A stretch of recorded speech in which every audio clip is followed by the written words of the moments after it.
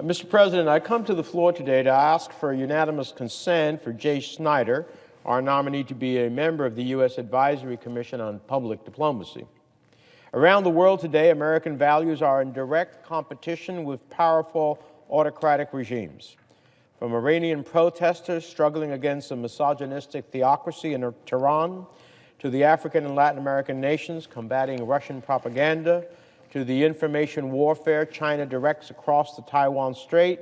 In every case, a strong, well-run American public diplomacy program is often the best tool we have to make the case for our vision of the world.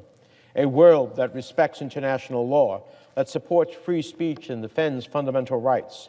And the members of the United States Advisory Commission on Public Diplomacy are essential to this effort.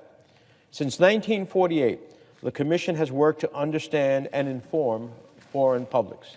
And whether it is our people-to-people exchanges that introduce the world to our country, or confronting the deluge of misinformation meant to undermine democracies across the globe, Jay Snyder's perspectives and expertise will be critical.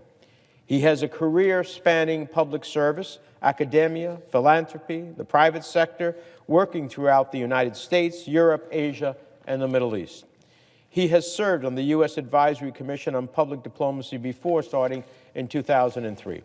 He's also served as a representative to the United Nations General Assembly and in his home state at the New York State Commission on Public Authority Reform.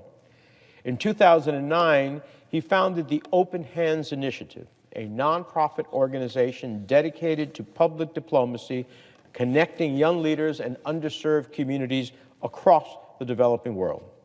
He also serves on Georgetown University's College Board of Advisors, the University of Southern California Center for Public Diplomacy Advisory Board. This is a nominee that will hit the ground running from day one. Russia and China are not sitting idly by. They are throwing money and manpower at an all-out effort to convince the world that democracy doesn't work. We need to be fighting back. Our nation cannot afford to wait another day without Mr. Snyder assuming his post to tackle these challenges.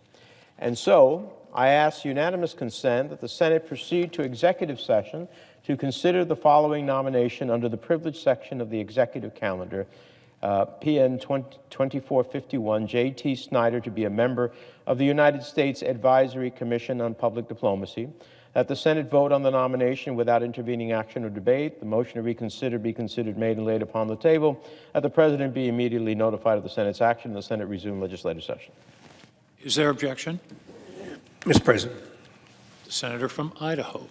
Mr. President, reserving the right to object. First of all, let me say that I concur with the chairman of the committee on the remarks he's made regarding this position. It is an important position, and the points he makes about countering what China is doing certainly is well taken, and I completely agree with him. I am going to object to this, but it's for process reasons, not because of the individual or because of the lack of the importance of the position. It is. In the past, we have always moved these together when we have a partisan situation like this, and when we discharge them from the committee, they're discharged in pairs. Now, on this particular one, we haven't done that, and I know the chairman's going to say that that's our fault because we haven't put a person up yet to move in tandem with this, and to that I will concede. But having said that, again, the process is we've always done this in pairs in the past. I commit to the chairman, I've already talked to the chairman about this, that we will do this, and before the end of January, we will have such a person to move together with this. And if he asks after that, I will not object. But at this time, I have been requested to object so that we can have the opportunity to put that person up. So at this point, Mr. President, I would object. Objection is heard. Mr. President. Senator from New Jersey. I thank my distinguished colleague, the ranking member on the Foreign Relations Committee, for his remarks and for the conversation we had before. I appreciate that, and I look forward to making this happen in the very early part of the new Congress. But I will just simply say that the board, of course, is comprised of nominees recommended by the majority and the minority, and ideally, that's how they would move forward. I'm ready to be supportive of moving forward on other nominees for this position as well. But as has been said, the reality is that the minority have yet to make their recommendations despite having had more than 2 years to do so. 2 years. So, in a sense, it's not fair to reject those who are waiting and went through the process and did their disclosures and everything else and have been hanging out there because the minority has not chosen to make their nominations. I understand that the senator is objecting on behalf of his leadership. I just hope that this draws attention to the Republican leadership so that they hopefully will come up with their 2 names so that as we start the new session of Congress, we can get this done right away. And with that, Mr. President, I yield the floor.